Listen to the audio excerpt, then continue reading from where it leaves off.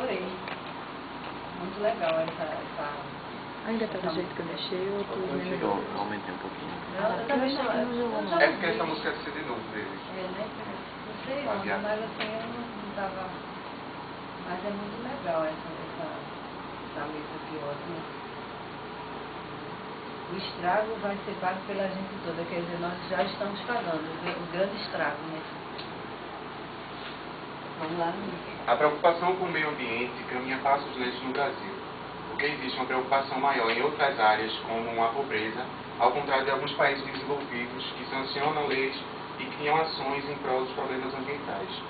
Essa carência faz com que investimentos e tecnologias na criação de soluções ambientais sejam mínimos, nos fazendo sempre estar atrasados em relação à política de sustentabilidade, gerando um aumento crescente da degradação ambiental.